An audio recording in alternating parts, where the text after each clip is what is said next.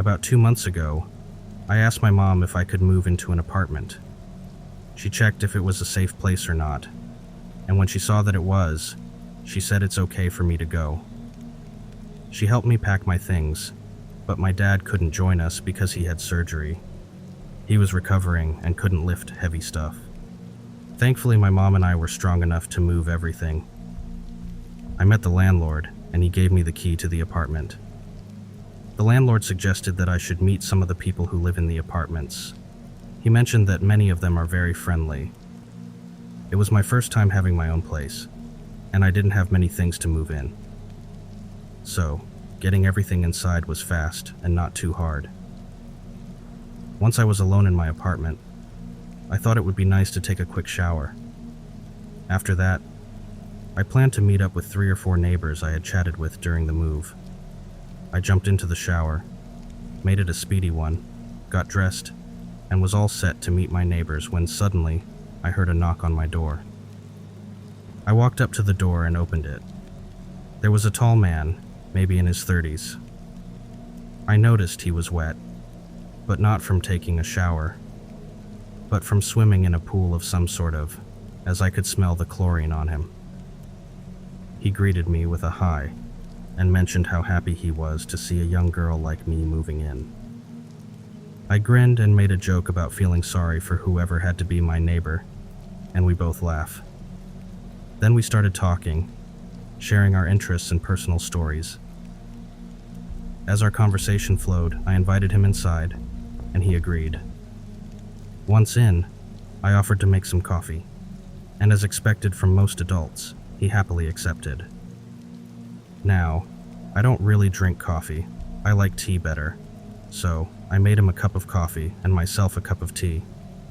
We talked about different things, and then he mentioned he had to go because he was tired of smelling like chlorine. I said goodbye.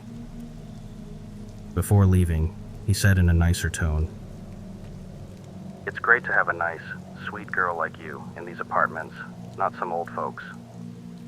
I blushed because I'm a shy girl, and then he left. Later that night, my phone buzzed, and it surprised me. When I checked, I saw a friend request on Facebook from the guy I just met. I accepted it, and that's when I noticed his name.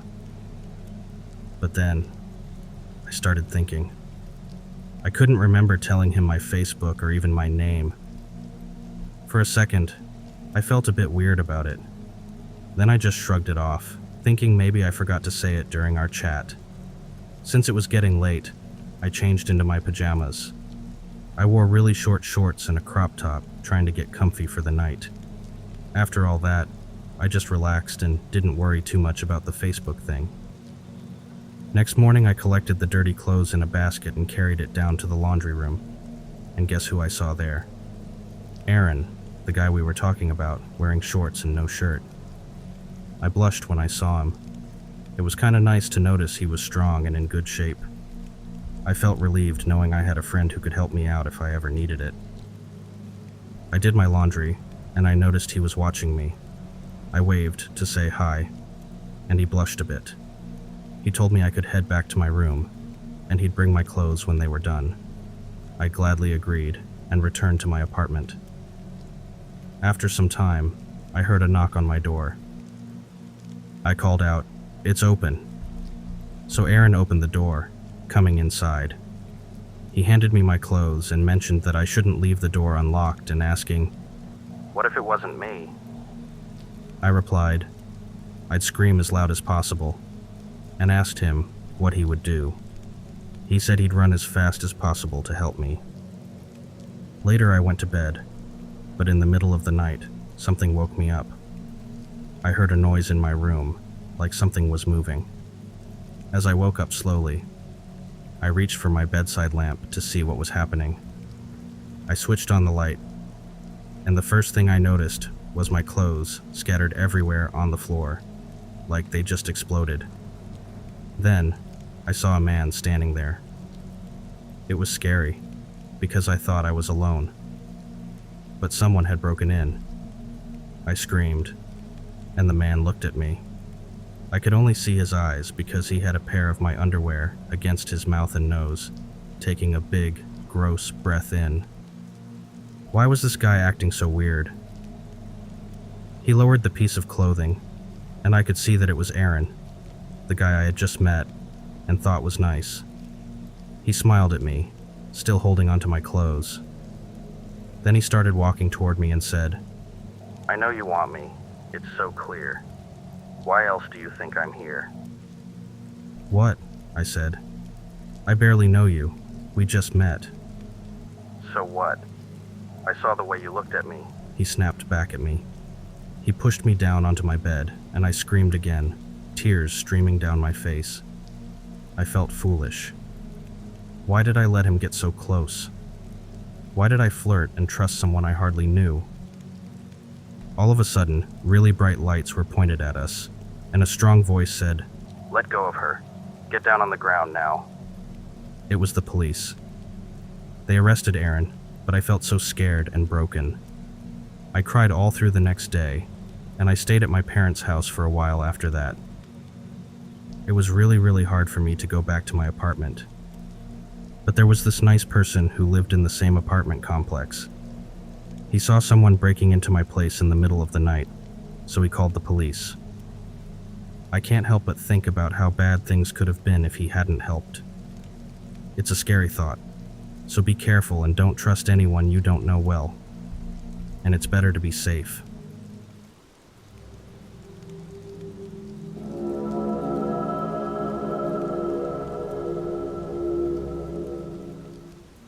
This happened about 5 years ago, when we stayed in a small group of apartments in North Topeka, with my sister, dad, stepmom, and my German Shepherd Coco. We also had neighbors like the Metalheads living above us in apartment 12, Sino in apartment 4, just one apartment away, then some weird guy named Harold in apartment 3. A few weeks before this incident, Harold walked over to our apartment and said, "Hey Rob Lowe, you got a cigarette?" We couldn't help but laugh at the way he said it. My dad, being a nice guy, handed him a cigarette, and then the two of them sat outside, smoking and talking. As they spent about half an hour chatting, sharing stories about what's going on in their lives and their families. But then, out of nowhere, Harold asked the creepiest thing. Harold looked at my dad and said, "Hey Robert, I was wondering, can your daughter spend time with me in my apartment sometime?" This really bothered me. Harold was way older, maybe in his 40s, and my sister was just 13 back then. The air around us felt weird. Suddenly my dad got up, grabbed Harold, and pushed him away, shouting, "No, go away. What's wrong with you?" Harold walked off, laughing and smoking his cigarette. Then he looked at me through the window. A couple of years passed. My sister, who was 15 at the time, went to the nearby Walgreens, a few blocks away. Out of the blue, Harold showed up and started following her. Harold shouted at her, saying, "Hey honey, you're looking pretty good today. Your dad said you could spend the night with if you want, and I've got some booze too." Our neighbor Sino, who was a cool guy, helped us out whenever he could. And luckily, at that moment, he was outside having a beer. When he saw Harold bothering my sister, he quickly dropped his beer and rushed over to Harold. Sino said, "What's your problem? She's only 15.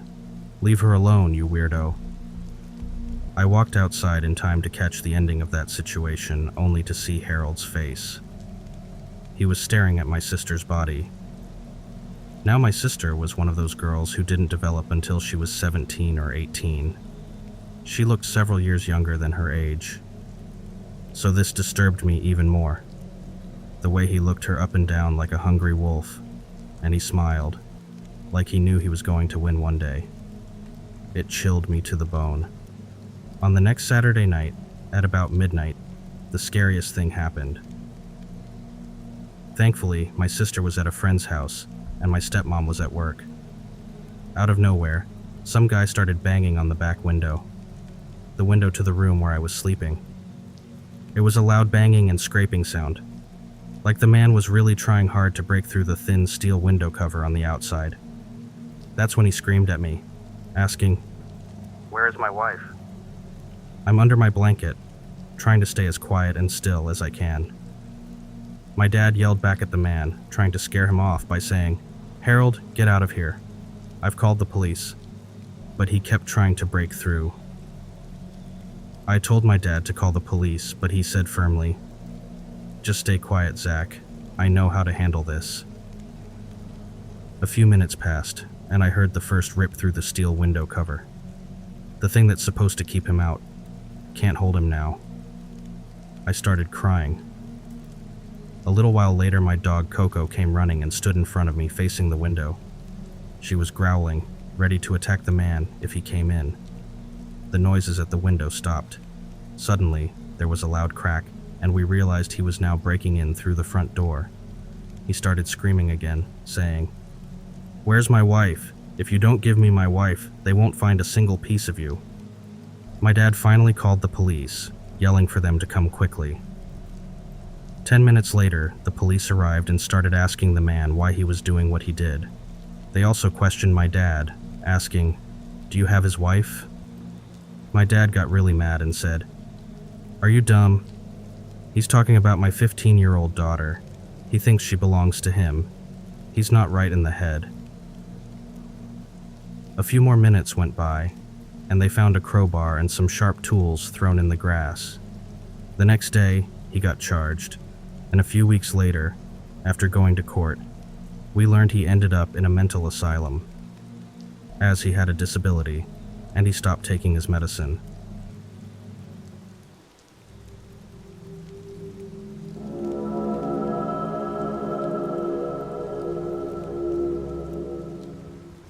When I was 17, I did a lot of babysitting in Manhattan. Some people found it controversial since I wasn't a full-grown adult, but surprisingly, I got hired by many. I wasn't a pro, just a regular person using a Craigslist ad. My aunt assisted me in making the ad, adding pictures and sharing info about my experience. It wasn't too fancy, just enough to let people know I was responsible and good with kids. And it was the one thing I felt confident doing, even though I was still pretty young. Unlike the idea of working at places like Walmart, Target, or a gas station once I turned 18. I know it might sound a bit strange, but the truth is, I liked the idea of spending time with kids, making sure they were safe and having fun. It wasn't just a job to me. It was something I genuinely enjoyed. Usually when I chose the families I worked for, it was just one family at a time. They'd share their situation and let me know what they needed help with. Taking care of kids isn't too tricky, especially when it feels natural to you. I remember this one time, when someone messaged me through the ad. They explained that they had a son and a daughter, and needed someone to look after them.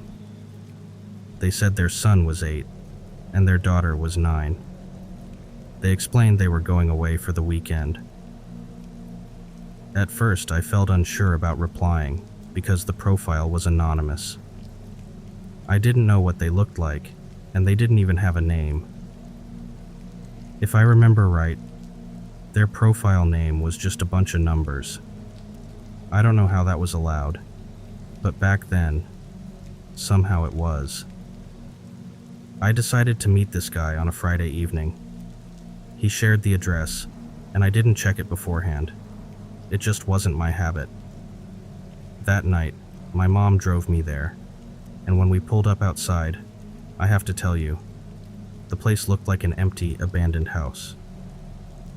Even my mom turned to look at the house, then back at me. She didn't say anything for almost 10 seconds, just stared at me, looking confused. We both thought it might be some kind of prank or joke.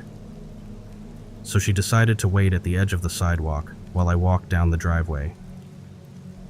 It was a long driveway with weeds and plants growing up through it. On each side of the front yard, imagine grass that's about 2 feet high. Seriously, like a mini jungle.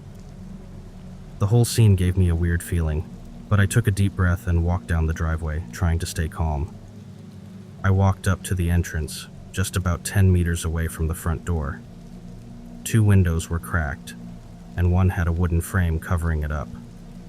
I peeked inside, but it was dark, and there wasn't a single light on.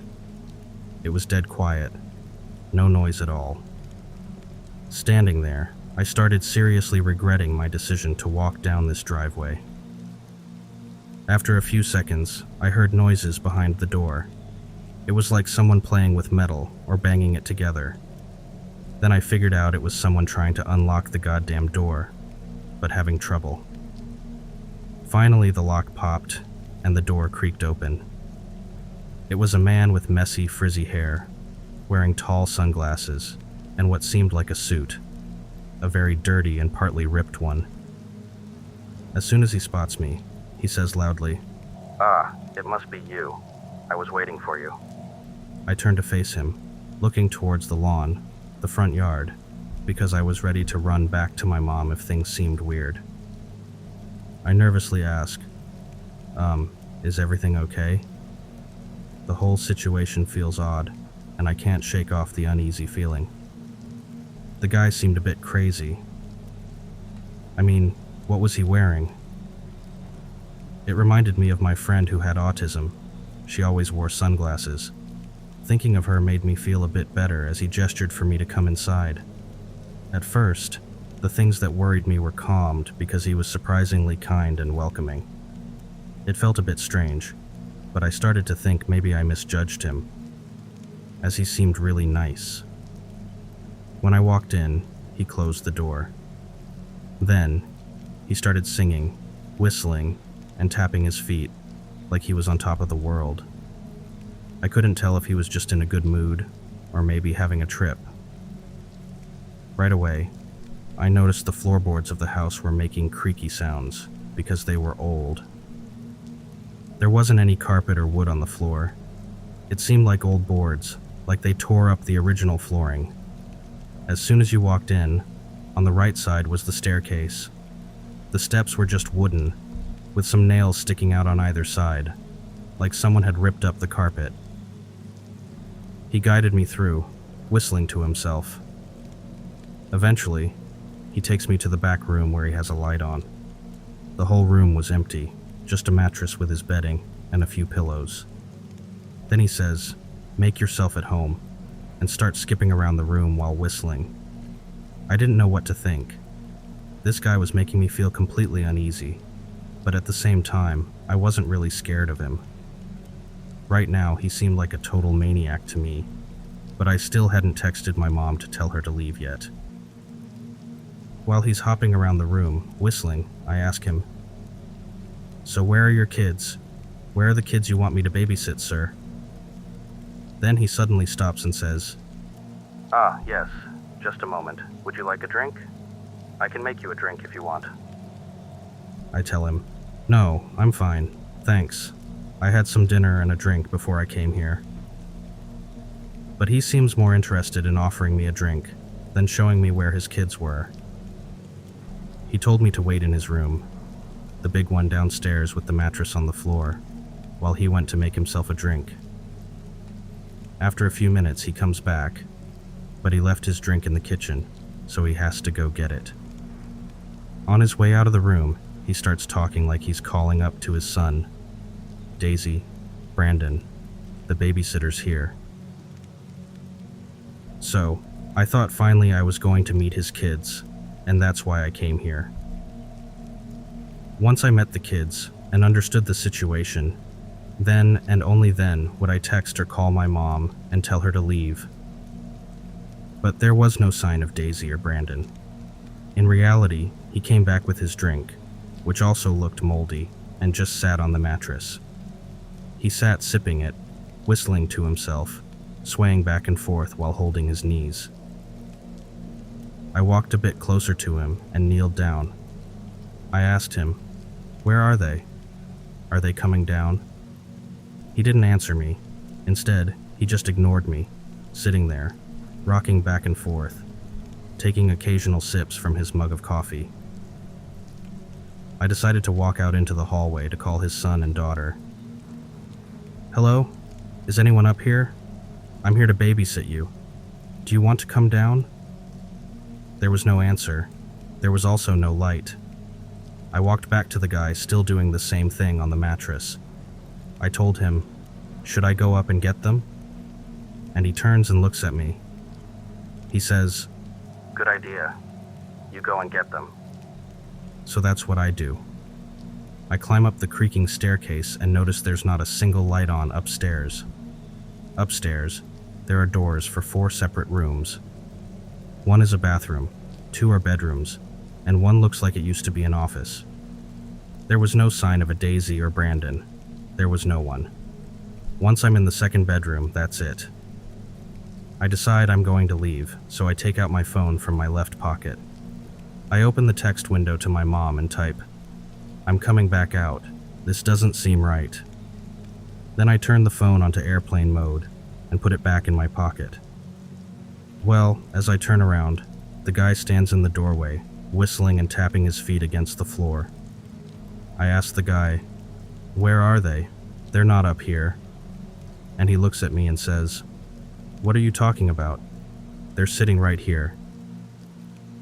He lifts his right finger and points to the old, crooked, ripped-apart bed frame. At this point, I got shivers up my spine and tingling around my head. My mom knew I was coming out, but I had to get out first. I'm 5'1" and 17 years old. And this guy looked about 40 years old, at least 6 foot tall, and seemed absolutely crazy. The problem was, he was blocking the doorway, the only way in or out of the bedroom I was standing in. So I had to think fast, really fast. I came up with the idea of going along with what he said to save my own life. I tell him, "Daisy asked for a drink. I said I'd make it for her." He looks back at me in a confused, crazy way, still leaning on the door frame and tapping his feet on the floor. When I say feet, he had these big, chunky cowboy-style boots. He looks at me and says, "Oh, well, I made her one earlier. If she wants you to make it, then that's fine." With that, he takes 2 steps back, guiding me out of the bedroom. It was at this moment where I realized I had my chance. I turned to the bed and signaled to absolutely nothing that I'll be back in a minute to bring a drink. Then I turn back to the door and walk out slowly. At this point, I was now a few steps ahead of this guy. I was at the top of the staircase, and he was still just leaning against the wall near the entrance of the bedroom door. I took my last look at him and began running down the stairs. Almost at the exact same time, I heard an extremely loud scream coming out of his mouth. It was one of the craziest screams I have ever heard in my entire life.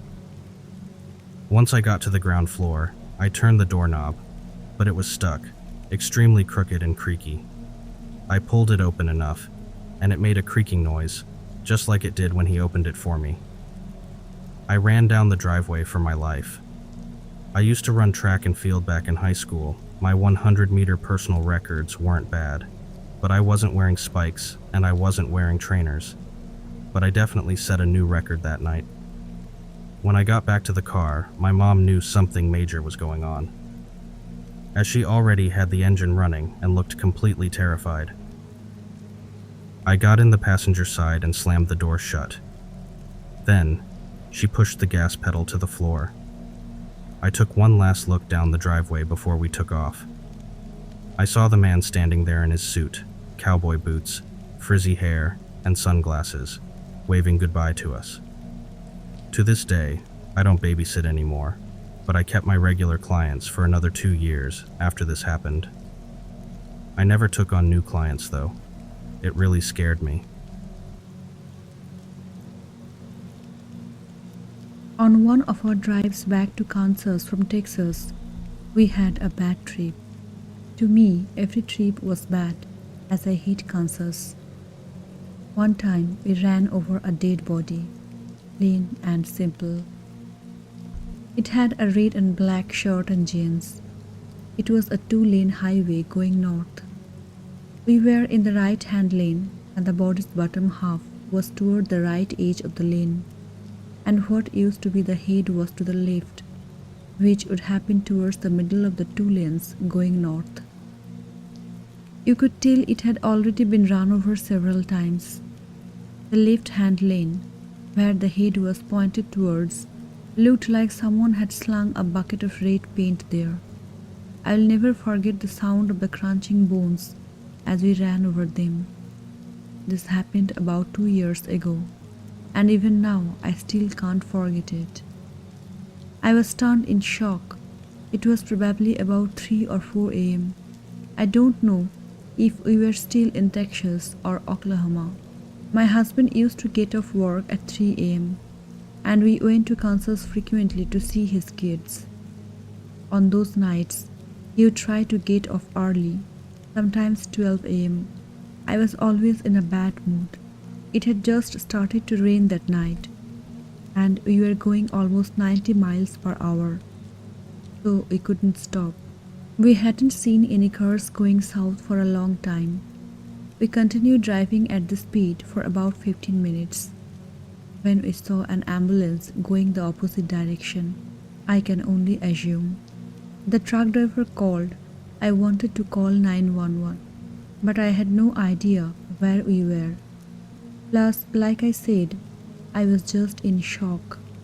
I have searched the internet over and over since then to find some records, some news articles of what happened, but I haven't found anything.